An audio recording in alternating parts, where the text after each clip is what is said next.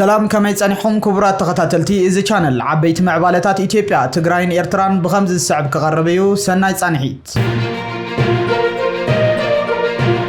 بريزيدنت الصوماليا حسن شيخ محمد دما إثيوبيا قيح بحر نخطقملو حقاو منقدتات ኣለዋ ክብል ዝተሰማዕ እንትኸውን መንግስቲ ኤርትራን ህወሓትን ኣብ ልዕሊ ኩናትን ምእዋጅ በሓባር ይሰርሐለው ንዝብል ካብ መንግስቲ ኢትዮጵያ ንዝቀረቦም ክስ ድማ ነጽጎም ኣለው ሓደ ተወካል መንግስቲ ኣሜሪካ ድማ ሰበስልጣን ኢትዮጵያን ኤርትራን ናይ ሰላም ዝርርብ ንምክያድ ድሌት ከም ዘለዎም ዝገለጸ እንትኾን ሰራዊት ምክልኻል ኢትዮጵያ ድማ ምስዕጡቕ ጉጅለፋኖ ይገብሩ ኣብ ዘሎ ኩናት ብበዝሒ ክተት ከም ዝኣወጀውን እንዳተገለጸ እዩ ዝርከብ ኣብዚ ቪድዮና ብዝርዝር ንሪኦ እዩ ዝኸውን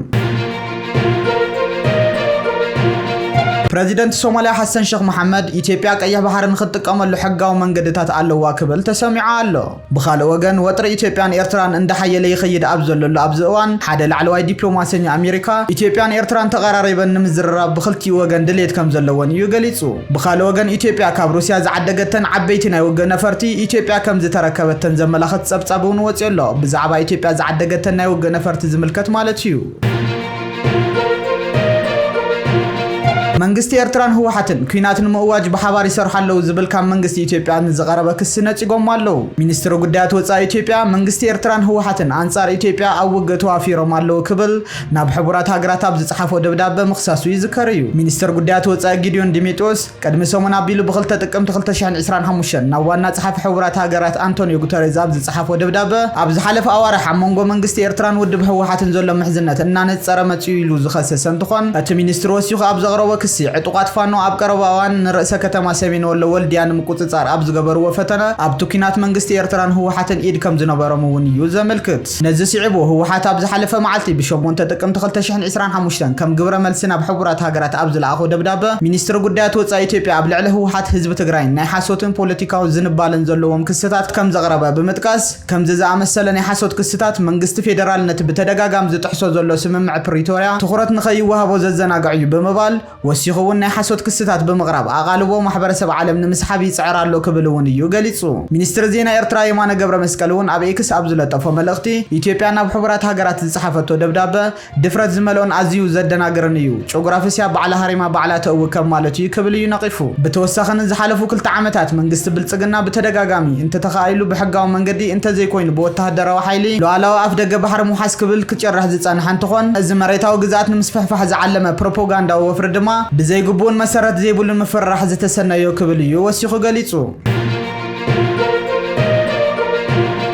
أذكر زيلون كله بريزيدنت الصوماليا حسن شيخ محمد إثيوبيا قيح بحر اتتقملو حقاو منقدتات ኣለዋ እዮም ክብል ተሰሚዑ ኣሎ بريزيدنت الصوماليا حسن شيخ محمد مواسن تقيح بحر ዝኾነ ሃገራት ምትሕብባርን ምዝራብን ንኽኽተላ ኣብ ዝተሓሳሰበሉ መግለጺኡ ሉዓላዊነት ሃገራት ምኽባርን ግጭት ናይ ምክልኻል ኣድላይነትን ብትኹረት እንሪዮ ነገር እዩ ክብል እውን እዩ ተሰሚዑ እቲ ፕሬዚደንት አልዓረቢያ ምስ ዝበሃል ማዕከን ኣብ ዝነበሮ ጻኒሒት ኢትዮጵያ ኣፍ ደገ ባሕር ዘይብላ ሃገር ዋላ እኳ እንተኾነት ቀይሕ ባሕር እትጥቀመሉ ሕጋዊ መንገድታት ግን ኣለዋ እዮም ክብል ዝተሰማዕ እንትኾን ይኸውን እዚ ድማ አህጉራዊ ተቐባልነት ብዘለዎ መትከላት ዝተመስረተ ከም ዝኸውን እውን እዩ ገሊጹ ኣብ መንጎ ኢትዮጵያን ጎረባብቲ ሃገራትን ወተሃደራዊ ጎንጽታት ክፈጥሩ ይኽእሉ እዮም ዝብሉ ወረታት እውን ኣለዉ እዮም ዝበለ እቲ ፕሬዚደንት ሶማልያ ድማ ዝኾነ ግጭት ዝውልዕን ግዛኣታዊ ሓድነት ዝጥሕስን ከም ዘይትድግፍ እውን እዩ ወሲኹ ገሊጹ እቲ ፕሬዚደንት ኣብ ቀይሕ ባሕር ነቲ ዞባ ዘለዎ ስትራቴጂካዊ ረብሓ ትኹረት ገይሩ ዘተሓሳሰበ እንትኾን ኩለን ሃገራት ዘየስማዕምዕን ነገር ብሰላማዊ መንገዲ ጥራሕ ንኽፈትሖ ጻዊዕትና ንቐርብ ክብል እውን ዝተሰማዕ እንትኾን ቀጺሉ እውን ሶማልያ ንምርግጋእ እቲ ዞባ ዘለዎ قدسنت كفلتكم فتو بمبال بتوسخ عاب قدب هداسة إثيوبيا نعبيت إيكونوم قرن أفريكان نهدت حيلن كل فترة يزلوا كبلوني ونادو أغربو أبس نسرعت مرغات قدب مركبو سيعبو سوماليا مس قبص زلوا استراتيجيكاو محزنتن نس إثيوبيا زلوا تنكر محزنتن أخبار آيات خد بمبال نتو قداي كم زحلو فأين معهنا زيناتها قرص أبتي بنو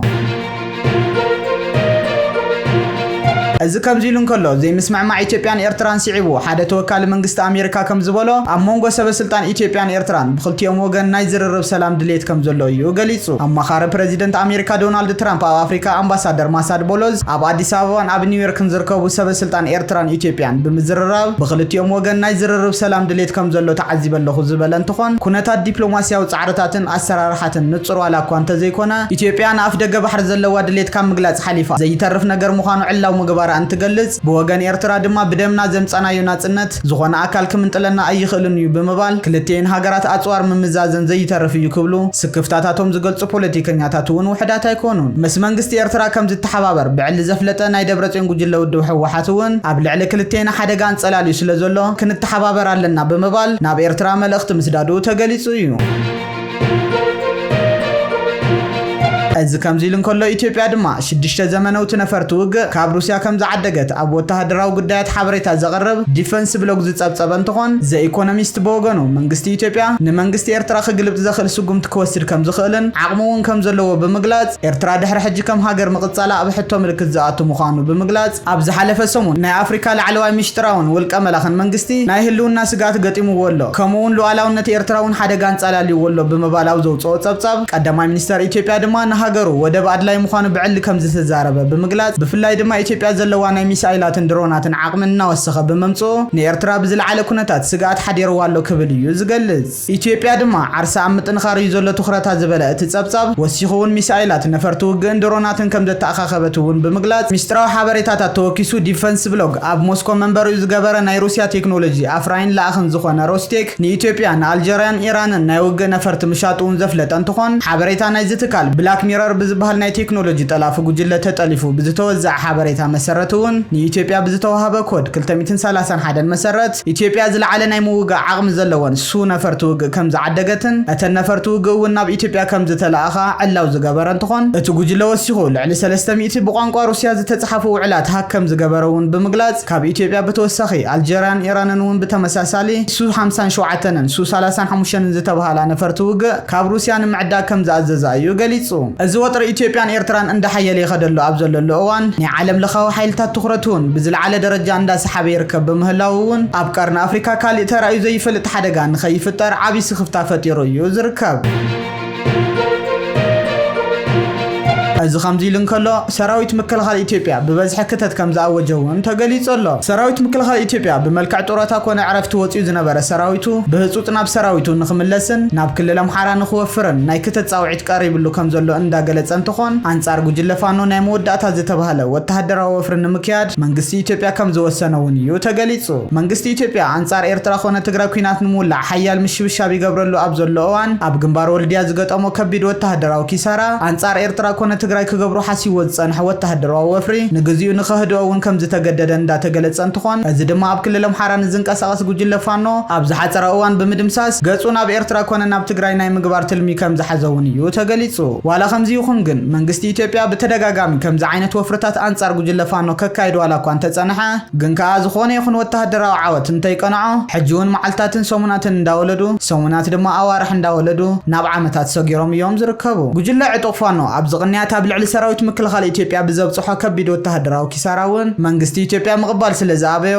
ንኤርትራን ትግራይን ተሓተት ክገብር እንዳተረኣየ እንዳተሰምዐን እዩ ዝርከብ